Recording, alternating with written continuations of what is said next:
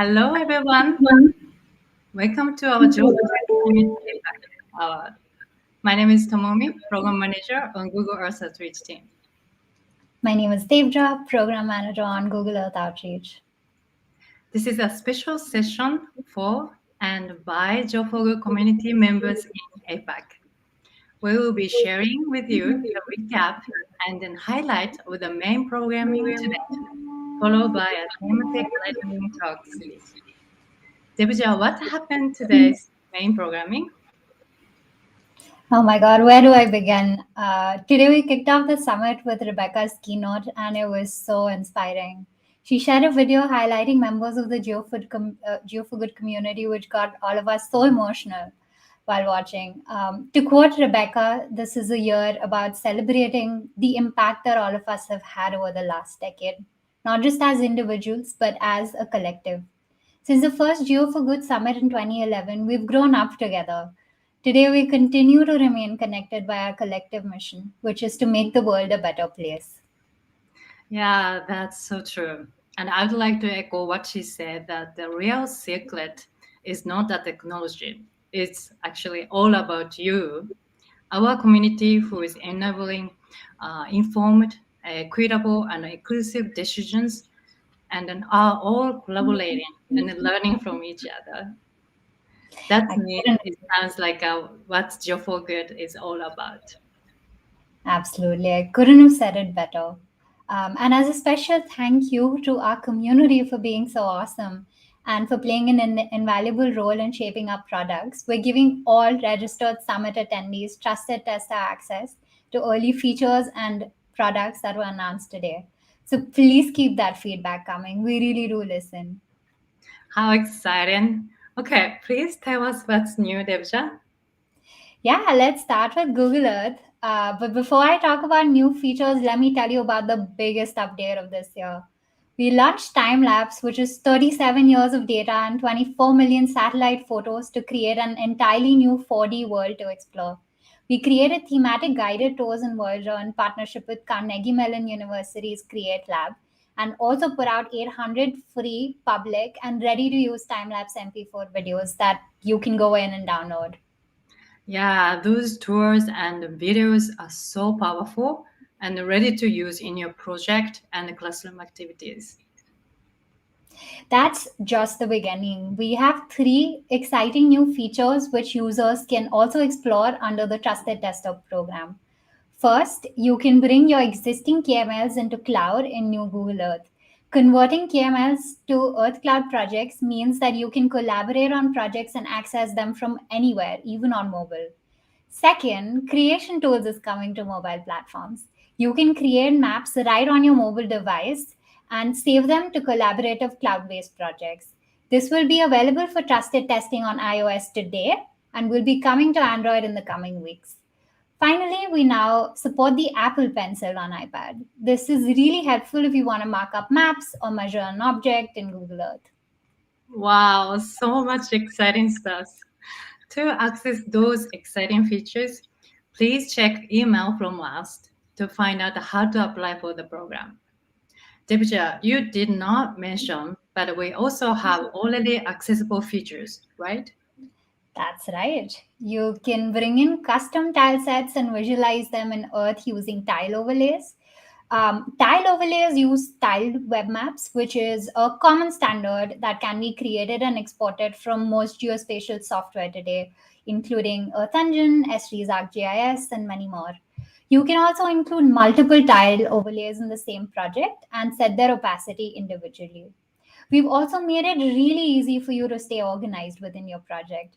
You can now add new folders and create features inside each folder in your project. We are also introducing support for multi-select and drag and drop to help you quickly organize content. You can also delete multiple features at once from your project using a simple right click. Wow, so now we can create more powerful project more efficiently. Fabulous. So I also noticed that we can see when the imagery was captured down in the status bar and a new dynamic scale bar, which changes depending on where I position my cursor. And then I heard the team is working on also on CSV import, desktop only, and drawing tools. Did you hear anything new about our studio? Yes, users will be delighted to hear about this. They can now easily bring Earth Studio projects into Blender. This includes converting KML files to full 3D paths, styled and animated with Imagescope's new Blender import tool. We also launched support for video rendering in Earth Studio. You can now easily get a video output via rendering in the cloud. Simply select video in the render setup screen, and you will get an email with a link to download when the render is ready. Oh my God, I have been waiting for video export since forever. Thank you. That is so exciting.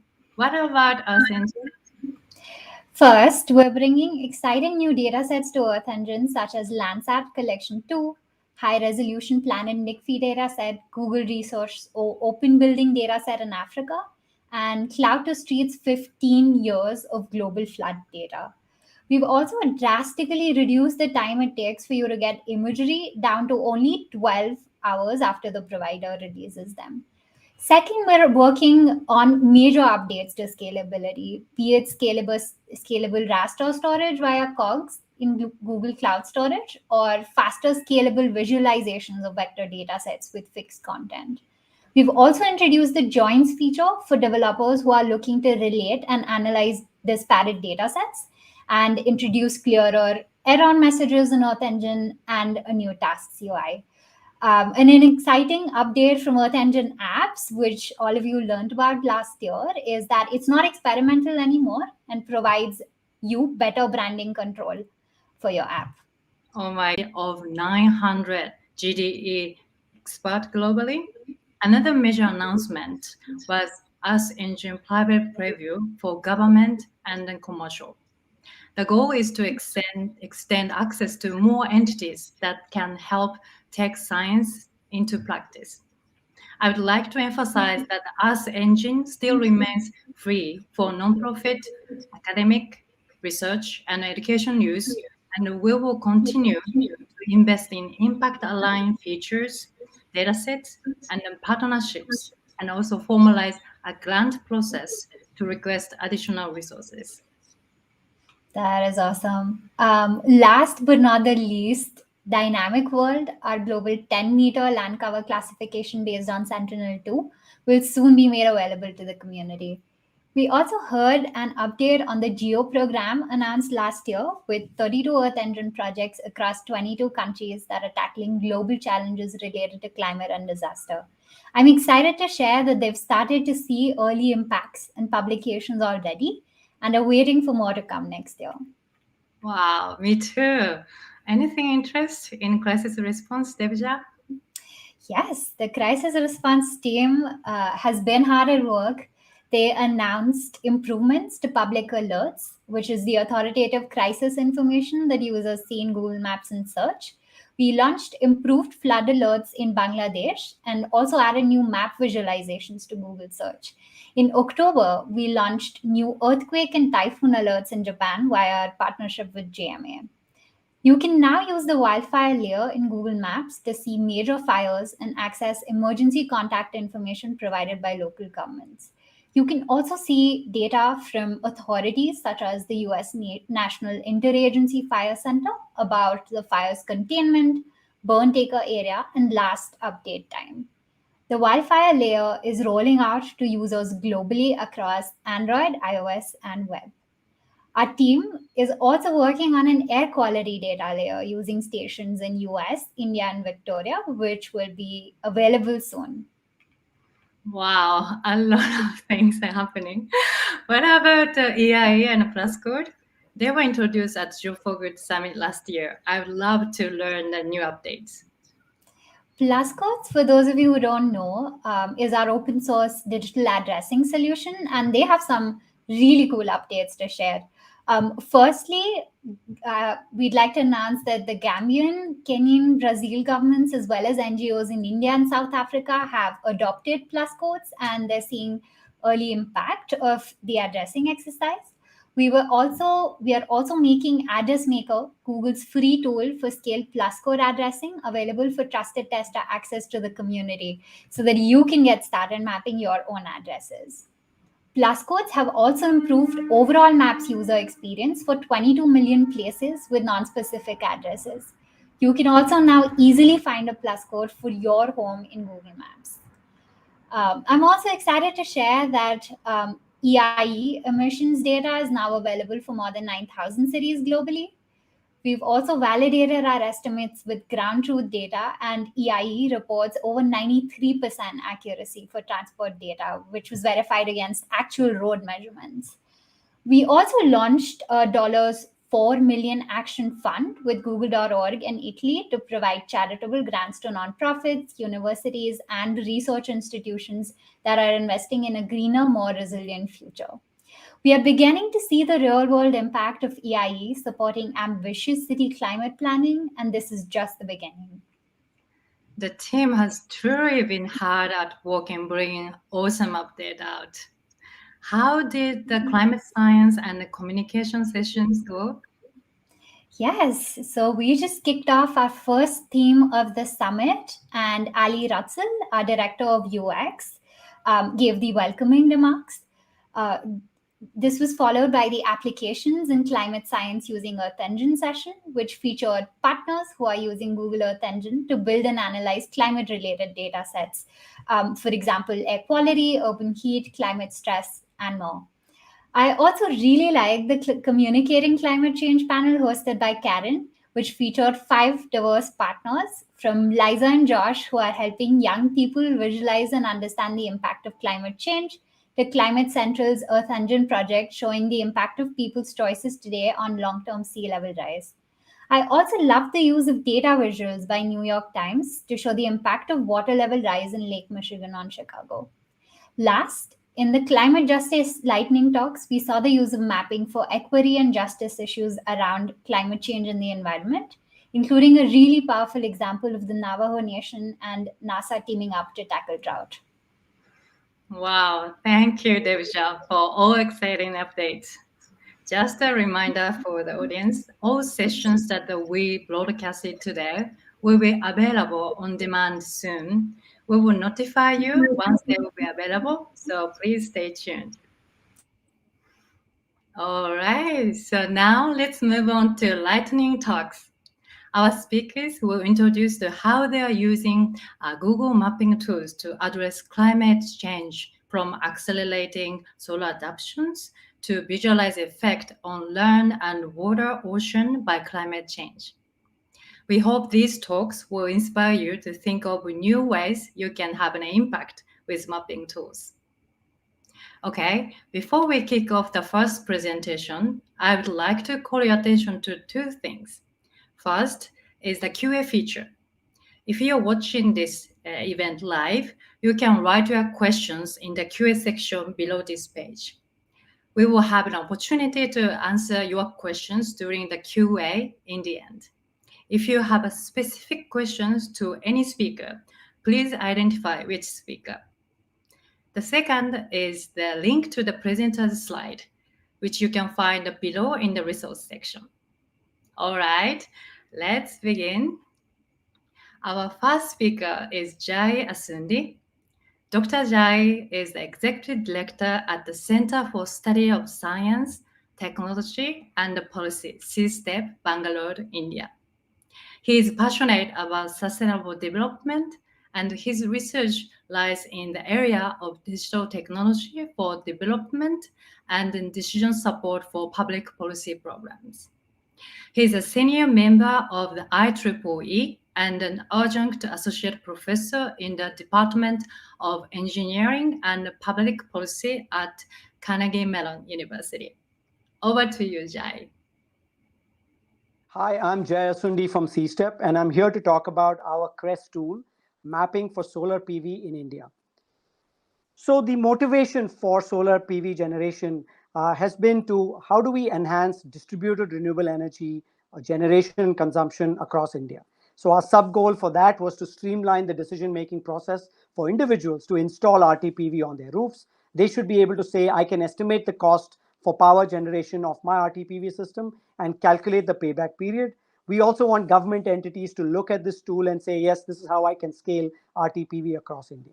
So what is the problem statement? We have a commitment of almost 175 gigawatts, out of which 40 gigawatts is RTPV. We have only achieved 5.5 gigawatts. So what would it take to enhance this? The problem in our view is that there's uncertainty in payback, either shadow from structures, business case, or even policy uncertainty. So there is a lack of clarity in process and issues. How do we fix this? Our solution was to map a large area, urban space, produce high resolution imagery to account for shading, accurate potential estimation of each roof, inform the customers about their potential, and then finally help the discoms aggregate capacity sustainably. So this is a pictorial representation of what we were trying to do. We flew a LiDAR tool on a helicopter, mapped about 1,200 square kilometers. And so now we were able to get the data to be able to calculate what we wanted to. And here are the outputs of that particular exercise. You can see this is the cloud, this is the point cloud. And then finally, we could look at each image and finally put the solar insolence on each of the roof to estimate potential from each of the roofs. So what do we get from this is we can calculate how much solar potential is there for each roof, how much should be installed, how much will it cost, and then finally you can see also what the payback period is in terms of savings, in terms of how much based on the amount of investment.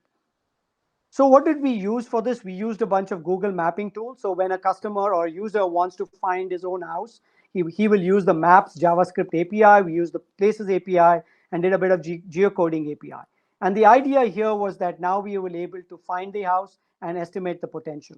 A number of entities in Bangalore have already used the tool for this particular exercise and going to be used more in the coming years.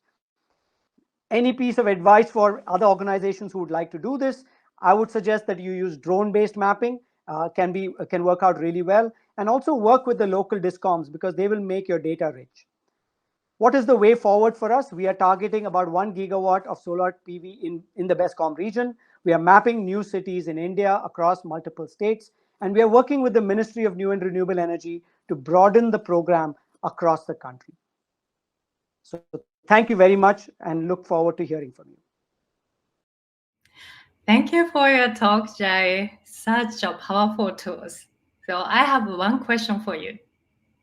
What is or will be a challenge for you to scale your amazing project to other cities in India? Thank you, Tomomi. Thank you, everyone, for having me here. To be very brief, we need a lot of support from the local entities, the local discoms, something that I mentioned in my lightning presentation, that we need a lot of permissions to actually map those areas. But that is not the end. The more important thing is to get them use the data to be able to then convince more people to adopt solar on their rooftops and then integrate them into the grid. And I think that is the primary challenge when it comes to rooftop PV, when it comes to scaling across the rest of the country. Yeah, that is. And then maybe you need a lot of resources to convince them to be part of your project. Yeah. But I hope your project is going to be a huge success. Yeah, I think the resource is not so much of the problem. It's a very small amount, but it is the real is them getting convinced that this is a way forward, and this is the way that they will be able to continue to remain in the business as they go forward, because they always see this as a means to losing revenues, but they should see this as an opportunity to actually become more relevant into the future. Yeah, totally. Yeah. Great. Thank you, Jai. Thank you. Okay, our next speaker is Masami Jenkins. Masami is the head of Sankil Group, the solar energy unit of Tokyo Electric Power Company's TEPCO Ventures. Her mission is partner with the government, renewable energy partners, and other stakeholders to reduce Japan's reliance on non-renewable energy sources and help counter global warming. Masami, over to you. Hi, I'm Masami from TEPCO Group, one of the largest utility companies in Japan. And sad to say, we are causing lots of CO2 emissions. By 2030, our goal is to reduce that to 50%. I'm leading solar energy potential related project I'm also a mother of 3 who has concerns about the environment my children and others are growing up in. Today, I will talk about solar energy promotion and beyond with Project Sunroof. First, let's look at Japan's goal and some facts. Japan is targeting carbon neutrality by 2050. About half of greenhouse gas emissions are caused by electricity generation in Japan. After the nuclear power-related incidents in March 2011, thermal-generated electricity increased to 75%. Unfortunately, renewable energy sources account for less than 20% now, but Japan is targeting almost double that by 2030. For solar, Japan is targeting 40% of renewable energy or 15% of total electricity generation in 2030. Now let me introduce you to our product, Sankil. Sankil is an online rooftop solar energy simulation. By inputting an address, you can locate your residence on the map. Adjust your electricity bill and solar panel size as you wish. You can find out the installation cost, local subsidy available based on your address, cost saving, break-even point, and how much impact you can make on reducing CO2, all in a few seconds. To get these figures without Sankil, they would need to have installers visit their house. Sankil, free online solar energy simulations, get rid of the initial pain point and bring renewable energy closer to consumers. Sankil is based on Project Sunroof, which is one of the Google's API. It calculates and provides every roof's solar energy potential using the same high-resolution aerial imagery as Google Maps and Google Earth, plus local weather information. It recognizes roof size, shape, and shaded roof areas. We added Japan-specific data, as I mentioned before. We are currently working with our partners. One example is Shah. They are one of the largest solar panel makers in Japan. They currently use customized Sankil simulations on their website for panel promotions. Another example is the local government, Odawara City. We created their landing page to promote Odawara City's renewable energy project to their residents. They promote pages on Twitter and through City Magazine and offline events. These partners provide different kinds of perspective, which helps us to improve our product. For the future, we are discussing the possibility of adding grid data to our solar data, which would help smart cities with grid capacity planning. Thank you for listening. ありがとうございました。Thank you, Masami. So inspiring to see that you not only developed your own simulation website, but you have already partnering with cities and commercial entities to accelerate solar adoptions. So I have one question for you as well. Do you have any stories of end users who use your simulation website or any feedback that you received from your partner, the Shah or Odawara City? Yes, we do have a story about end users. One of our users was interested in installing the solar panels, but her family was not very supportive of the idea. However, she showed sample simulations to the family, and the family saw the benefits of installing the solar panels, and they decided to install. So it was a great story to convince the family. And the feedback from the partners, they're happy to be able to use one source of the simulations, that they don't have to develop their individual simulations for other part of the city or the makers. They can just use a sample which make them life easier. Right. Wow. Congratulations. So thanks to your simulation side, people really actually, going to the solar. That is so inspiring. Yeah. Thank you so much. Thank you too. All right. Our next speaker is Manjunatha Venkatappa. Dr. Manju is the founder and CEO of LEET Carbon. He has many years of work and research experience in the applications of advanced remote sensing technology and Google Earth Engine, and natural resource management in Southeast Asia. His work on using Google Earth Engine for forest carbon and climate change impact assessment were published in several top peer review journals. Okay, Manju, take it away. Thank you. As always, we are excited to provide update of our work on Google Earth Engine and application in Southeast Asia. Today, I'm gonna talk about how we use GE for assessing the impact of droughts and floods on cropland and crop production in Southeast Asia. We also explain how our tool could be useful for decision making, for better informed decision making in risk prevention and reductions. As you know, Southeast Asia is very vulnerable to climate change because of its dependency on climate-regulated agriculture.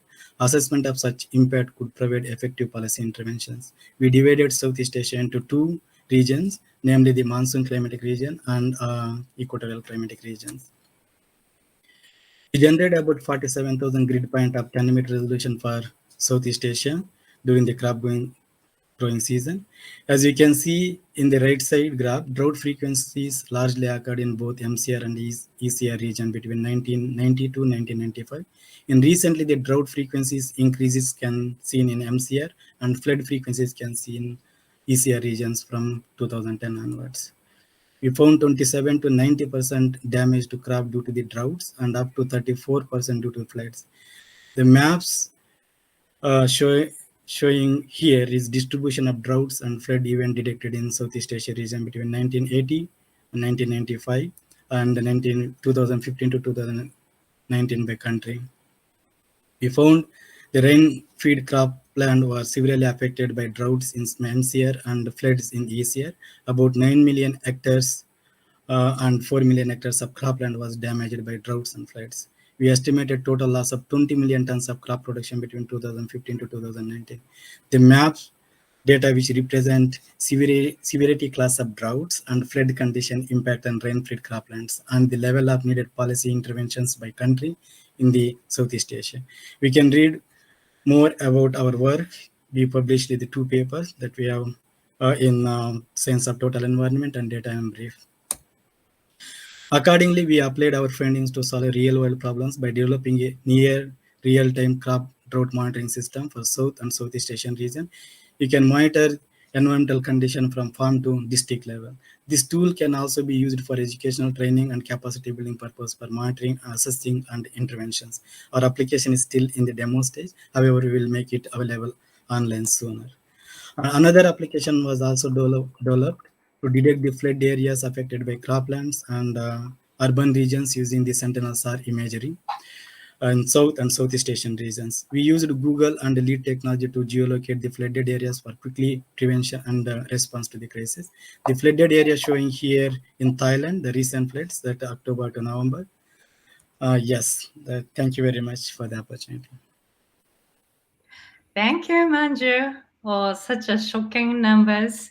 But those findings should be quite helpful for many people on the ground start taking the actions. Okay, my question for you is, what kind of real impact would you like to see on the ground through your research and or applications? Yeah, thank you, Tomomi. It's very interesting questions. So what you would like to see our LEET application over next 2 years that we want to develop, like, the real-time monitoring for the environmental condition for the region to farm level. That way the farmer can use our tools and also they can understand the climatic variables and when they can add their croplands and they can see the claim, especially on the drought condition at farm scale. So we wanted to scale up this one in the Southeast Asian region over 2 years. And at the same time, we wanted to make our application for everyone, even the non-coder. They can use our application for educational purpose, training, and capacity building purpose. And mainly, ultimately, you want to see that resource assessing and monitoring. And Wow. So yes. like a real time and then more users, more countries in Yes. 2 years. Wow, such an ambitious goal, but I'm pretty sure you'll make it. Yeah. Yes. Thank you. Thank you, Manju. Thank you. Okay, before going on to the next speaker, I would like to remind you to submit your questions to our speakers. We're going to have the Q&A session in the end of these sessions. Okay, our next speaker is Santonu Goswami. Dr. Santonu is a senior scientist within the Earth and Climate Science area in NRSC, ISRO, Hyderabad, India. His work focuses on developing sustainable solutions for climate change-driven issues using various remote sensing and climate datasets, leveraging on advanced statistics such as AI, ML, and mapping techniques. Over to you, Santonu. So I'm Santonu Goswami. I am from ISRO, Hyderabad, India, and today I'm going to talk about insights on permafrost degradation through Google Earth Engine. So when I say permafrost is a interesting phenomena which is available in the northern hemisphere, where actually it's any soil or rock that remains frozen for 0 degree or less for 2 years or more. This landscape has about 30% of our soil carbon frozen in there. So with climate warming, what's happening? These landscapes are starting to degrade more, and they're releasing a lot of greenhouse gases that's coming up to the atmosphere, and that the atmosphere is becoming warmer and warmer because of this feedback. And that's why understanding how this landscape change over time is of interest to the scientific community. And our interest is to understand how we can use remote sensing using platforms such as Google Earth Engine to characterize some of these some of these basically changes. So our science questions are driven by these interests, where we are trying to see how we can characterize these changes in remote sensing, using Google Earth Engine, and what combination of satellites work best for this sort of analysis. So our first test bed is in Barrow, Alaska. Here we are showing the dynamics of NDVI, which is the greenness. As you can see, this greenness changes very quickly, and July and August is the peak time or peak productive time, for this landscape. Same goes with surface hydrology. It's a lot of surface water in the beginning, and then it actually dries down. And we also looked at how these two parameters they change over time for over a 20-year period of time. Then we saw that greenness is little increasing, and then surface water is going down, but they co-vary. That means when the surface water goes up, NDVI value goes down, and vice versa. So how this finding is interesting, because some of the bigger studies in the Arctic, which talks about greening of the Arctic, they report only using NDVI, but they completely ignore the surface water component. So remote sensing was able to capture this the changes in the permafrost landscape very nicely, and so we are also starting pilot scale studies in the Hindu Kush Himalayas mountains for permafrost degradation. So we are interested in using SAR data for mapping permafrost subsidence, which is another indication of permafrost degradation. At present, we cannot do basically proper use of SAR data in Google Earth Engine, and that's something very nice to have if we can have it. So that's something we're looking forward to in the future. So having said that, thank you very much. So please get in touch if you want to talk to me. Thank you for sharing such an interesting research, Santonu. I cannot wait to hear update for your recent studies in Hindu Kush Himalayan. Okay, may I ask why you cannot use the SAR data properly in an NRSC engine? Resolution issues or any other kind of issues? Hey, first of all, Tomomi, thank you so much for this opportunity. Thanks to you, thanks to your team. It's a great pleasure to be here. So one of the things that we do in permafrost degradation studies is we try to map the subsidence, how much the ground actually it goes down slowly. So that's a direct measurement of permafrost degradation. We do this using a technique called interferometric SAR. In Google Earth Engine, so far we don't have that facility in here. So we have to process the data in certain platforms or using code. It takes a lot of time and resources. It slows the process down. So in the Hindu Kush Himalayas, we are just starting to work on this. Permafrost degradation is a big thing in here because there are a lot of settlements in here. So for it's very important to map these subsidence to this research. So it will be very helpful actually if we can do it in Google Earth Engine. Okay, gotcha. I don't know if it's possible or not right now, but this session should be shared with the Earth Engine developers as well. So I hope engineers. So I hope there will be some solutions for you. Yeah, we will share. Thank you. That will make things a lot faster. Yeah. Thank you. Okay. Thank you, Santonu. Thank you. Okay, our next speaker is Eligio Maure. Eligio is a researcher at NPEC located in Toyama, Japan. His work focuses on the application of ocean color satellite data to coastal eutrophication assessment and monitoring. He is a contributing member of the project Marine Coastal Eutrophication, led by Nagoya University and is supported by the Group on Earth Observations and the Google Earth Engine funding project, aimed at tackling some of the world's greatest challenge using open Earth data. Eligio, take it away. Hi everyone, my name is Eligio, and today I will be introducing our globally consistent assessment of coastal eutrophication. Coastal eutrophication is an emerging global issue associated with increased anthropogenic nutrient loading. This high nutrient loading results in overgrowth of phytoplankton that can cause the appearance of red tides or hypoxic waters. Hypoxic waters, in turn, can result in fish kills. So this cultural eutrophication breaks the normal functioning of coastal ecosystem. The impact and extent of this cultural eutrophication is often limited to areas with dedicated water quality monitoring. So here we introduce the Global Eutrophication Watch as a planetary scale tool of coastal eutrophication. This tool detects symptoms of eutrophication using satellite-derived chlorophyll only. It detects chlorophyll trends and levels and associates them with eutrophication potential. The trends generate three patterns, which are decreasing, no trend, and increasing trends, while the levels generate two patterns, which are high chlorophyll or low chlorophyll relative to a given threshold. More details about the Global Eutrophication Watch can be found in this Nature published paper.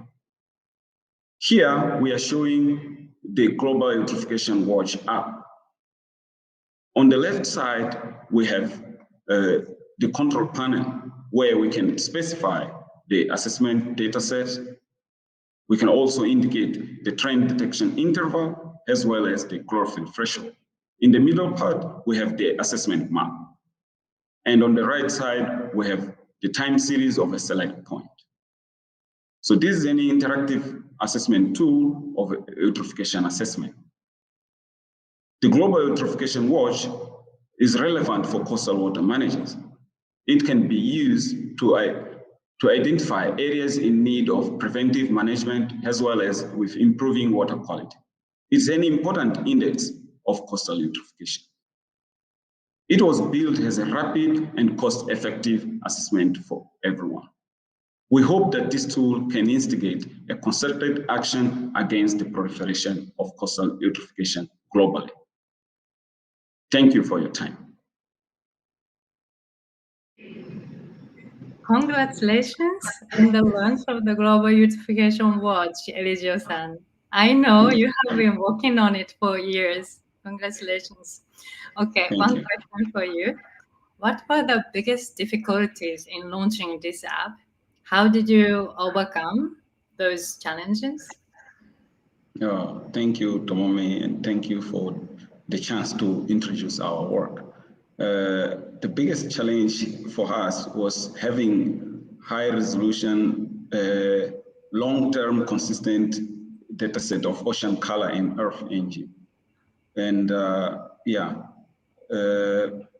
Earth Engine now doesn't have high resolution ocean color data. So what we are doing now is we have a regional data set that we upload into Earth Engine that enables coastal eutrophication assessment, but only in the NPEC region. So we believe that different regions can have also a special data set for their region, and they can have it. So we are open to support those regional areas and have this data set in Earth Engine and apply our app for their eutrophication assessment. Oh, yeah.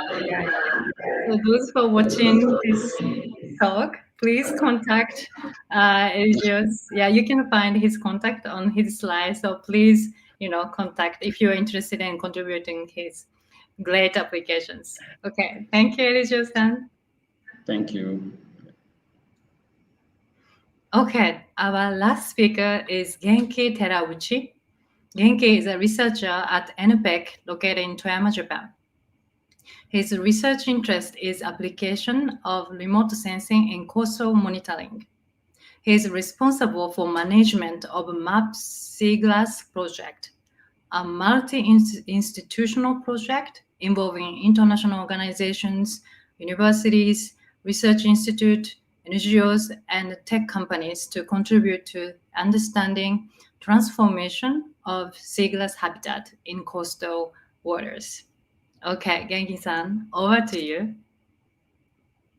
Hi, I'm Genki from NPEC. Today I'm pleased to introduce a GE-based tool for mapping seagrass from space, Seagrass Mapper. Value of seagrass in coastal ecosystem was highlighted in 1997. Value of coastal biome, including seagrass habitat, is in fact higher than the terrestrial biome. We believe seagrass is important in terms of conservation of biodiversity and the mitigation of climate change. However, the size of coastal seagrass habitat has been declining year by year. So we believe it's important to know where the habitats exist, and then we developed this tool, Seagrass Mapper. Here is the address you can visit and play with this tool, and this is a window that read your field information, which is necessary to use for mapping. And there are some other parameters you can set.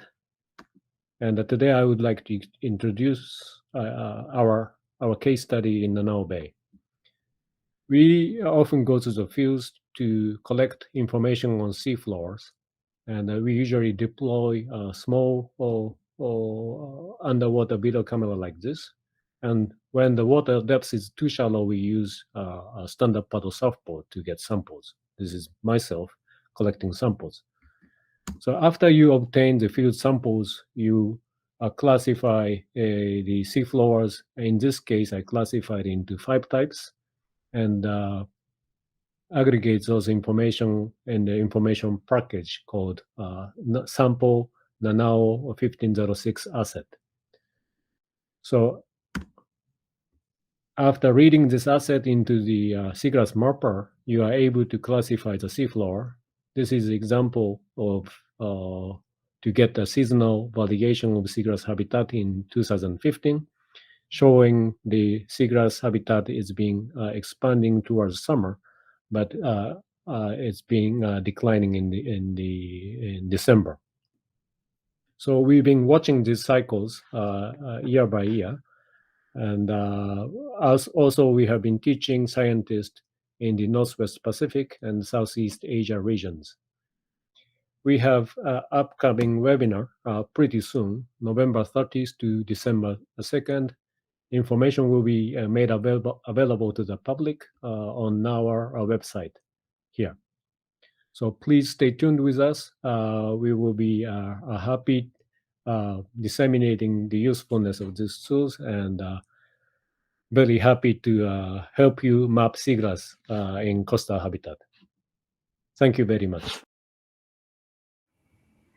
Thank you, Genki-san. I believe you made that surfboard by yourself. I did. Yes. So excited to see the expansion of your tools used. Okay, my question for you.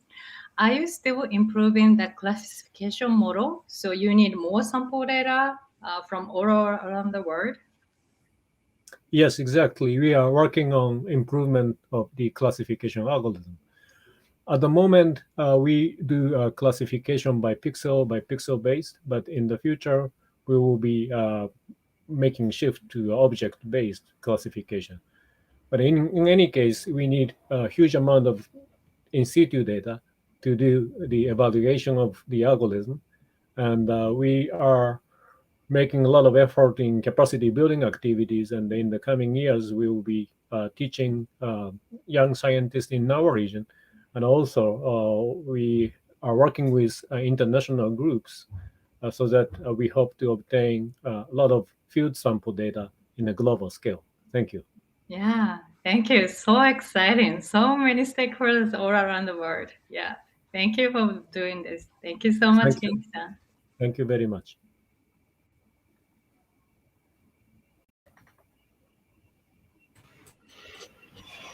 Okay, thank you for the great talks, everyone. Let's welcome everyone back on the virtual stage.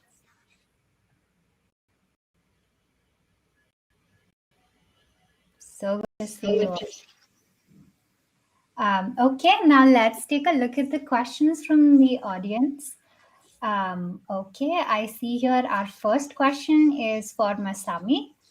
Masami-san, did you have some trouble adapting the Google tool with the specific rooftops of Japan? Question. Our engineer Anthony is here, and he'll answer to the question. Yes, thank you for the question. Overall, we're very satisfied with the APIs provided by the Sunroof team.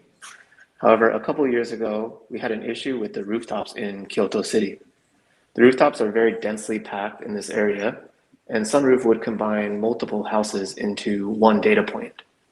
We gave this feedback to the Sunroof team, and they were able to quickly adjust their algorithm to properly identify the types of houses that we find in cities old, such as Kyoto. That is great to hear. We're so glad that you were able to sort of adapt the API to the specific use case of Kyoto City. Our next question is for Santonu. Santonu, working in the poles can be tough in Earth Engine. Do you use any special tools or tricks in order to work with the polar data? You mean in Google Earth Engine? Yes, within Earth Engine. Yeah, actually, so what we have been trying to do, we have been trying to use all the available satellite data to see what combination gives us some indication of permafrost degradation. Permafrost is a subsurface phenomena, so we need to look at surface actually indicators of some of the the degradation that's happening underneath. So like it's a combination of multispectral, different types of multispectral data that actually we have been using. Yeah, I hope that that's useful for other folks who are working with polar data and are looking for some tips. Okay, our next question is for Masami again. This is a fun one, and I also want to know the answer to this question. Masami, where did the name Sankil come from? Oh, the name Sankil? There's like two things behind. One is kuru in Japanese means come. So it's like sun, kuru. So it's like the sun is coming. That's one thing. And also Sanko sounds kind of like a thank you. So Sanko. That is so cool. Sanko sounds like thank you. I'm going to use it instead of thank you. Sanko Masami-san. Okay, our next question is for Eligio. It's so exciting to hear about the SDG monitoring application that you've been developing. Could you tell us a little bit more about who the target users are for the eutrophication tool? Thank you for the question. And the target users are everyone interested in water quality conservation, from coastal water managers. All those are interested in keeping our oceans healthy. That's the target users. That is awesome. Well, we hope they start using the tool and creating impact soon. Our next question is for Jai. Jai, how much pre-processing needs to be done on the LiDAR data to actually make it useful for analysis in your tool? Yeah, so actually, to be honest, the amount of pre-processing that was done on the LiDAR data was quite significant. It actually took a lot more time than the flying itself. Flying was the least of our concern. There was a lot of processing, and exactly what was mentioned in the question earlier, right? Well, how do you distinguish between one house and the other, and how do you match that? So while a lot of it is automated, there were still certain parts where we had to figure out whether it was a compound wall or was it what was the edge of the building, and whether it is the end of the roof or the end of the compound. So there was a lot of pre-processing that went into this. We hope that hopefully over time we will get better at processing this data, and it'll take much less time than we took in the first round, and consequently it'll be less time as we get better at this. Thank you, Jay. Just out of curiosity, how much time did it take you to pre-process the data versus collecting the data? Yeah, so in the original, there were a couple of other problems. I mean, one was amount of, if you used brute force methods, it was taking a lot more time. So we had to figure out other interesting algorithms that could make it a lot easier. It took us about 6 months to process the data for 1,000 square kilometers, which is a lot of time. We are hoping that that time will be cut down to around less than a month or two as we get to the subsequent 1,000 square kilometers. But I think the first time around, we were really learning how to do this work, and it was a first time approach. Even the vendors that we had to work on this. So yeah, I mean, I wouldn't want to use that as a benchmark because they were trying to figure this thing out also. But now I think we have a better handle on this. Yeah, I think it seems like you have your lessons figured out, and now you're ready to hit the ground running for the next few cities. Thank you, Jay. Manju, if I may ask you the next question, how important is real-time data for your work? Yes, that's as for the real-time data wise, we need to have like at least like an everyday wise, or if not even at least like in a 5 days wise. So what we have now in the Google Earth Engine, we can have like an every data every day. So we can use that data for like monitoring like precipitation, even temperature, and also for the drought assessment. So having such data, it is very useful for like monitoring the crop production also, and also crop stress monitoring. So yes, so we need to have at least like 5 days. Even if we have like more, then we can use like 1 day or 2 days. Like that's where we can look at in the real time monitoring system. That is awesome. Yeah, I think you'll be pleasantly happy by our announcement earlier today about reducing processing times in a Yes, region for imagery. So that's exactly. so cool. That's so cool. Yeah. Okay, and next question is for Genki-san. You use data from both Landsat and Sentinel.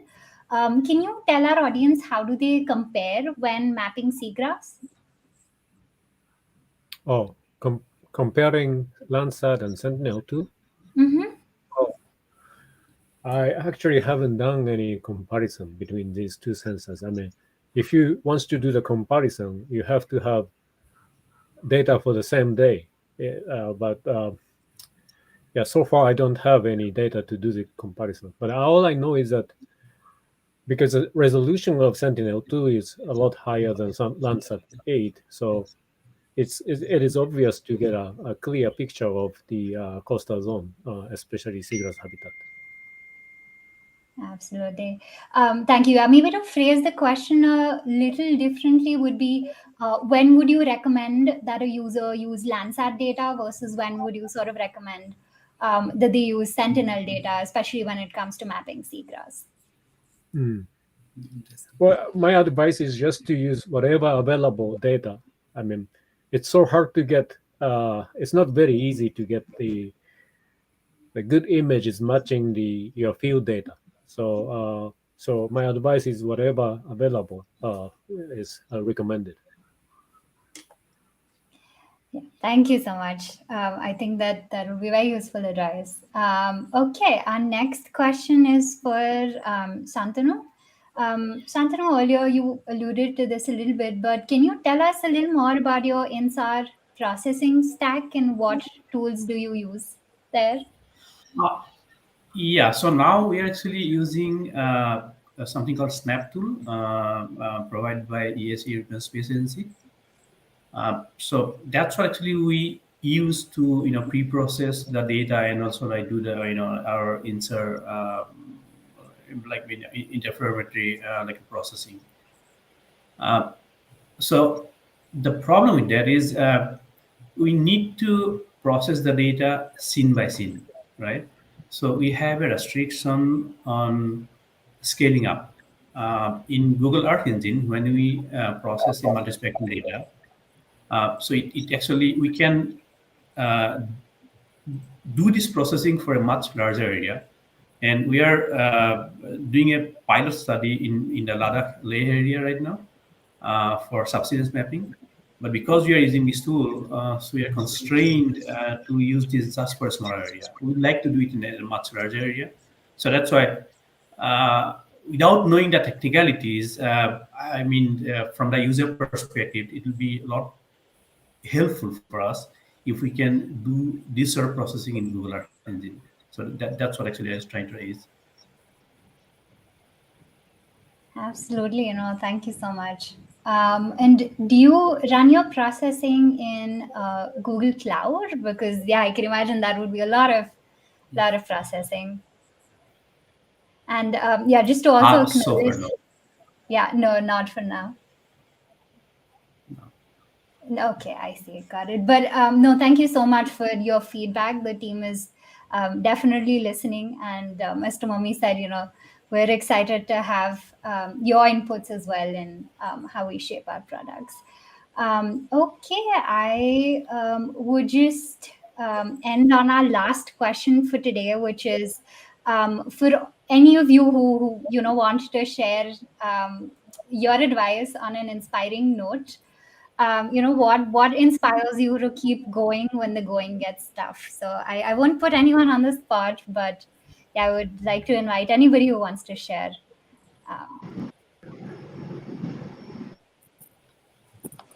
Go ahead, Jai. Yeah, so I think it's clearly, we just had the COP finishing up in London. For us, clean energy and the environment are important issues. We cannot obviously also let go of development challenges that we have in a large part of the world, and we need to start figuring out innovative solutions. I do believe that the Google Earth Engine's initiative is a fantastic initiative, because what it does is it does not look at only one part of the globe. It looks at every part of the globe and allows us to come up with solutions that are innovative, that can also be scaled to every part of the globe. That's really important. It's not about saying that I've got a great solution for one part of India or one part of Japan, but it's also saying, how do we take these solutions to new parts of the world where they've yet to develop, and we need to provide them the necessary energy in this case. So that's, to me, that's a great initiative. Thank you, Jai. Anything any of the other speakers would like to add? Yeah, actually, I just maybe you want to add to what Jai is saying. I mean, I'm after getting a clean environment in India. So when I'm on this, I don't want to speculate stuff. I want to support, or I want to basically like say something about what I think with some data. And I can't process scene by scene in my computer in like in some cloud. So that's where platform like Google Earth Engine comes in place. I want to say something, I can show it with data. Yeah, absolutely. Very well said. Manjunatha, yeah, final notes from you, and then we'll wrap up. No, we must say thanks to the Google Earth Engine for providing the free data for even non like in the entire world. When we're like, even for me, for just an example, when I joined 2019 Google Earth Engine, I'm a non-coder. I don't know anything about code. So, and I joined like, in California. Then after when I come back, and then I thought, oh, we can do much more with the Google Earth Engine. So over that time, when we come back, and then with my team, with Dr. Nopia, and with our team, so we come up with new idea that how we can use this openly available data. That is, see, like large number of data, and only Google means now we need to get that data and make it useful for the better means better information for the decision making. So the lastly, I would like to say that Google Earth Engine that where can give the data and also solution for even non-coders, even everybody can use it. Yeah, thank you. Absolutely. Thank you so much. What a wonderful note to end today's session on. Thank you to all of our speakers and all of our audience members for joining today's session. We really appreciate your questions. We hope this session was helpful for your current or future projects. We have a group photo session starting in 15 minutes, so please stay back and join us using the instructions on the summit website. We hope you join us again tomorrow at APAC hour at the same time and same location. Bye, everyone.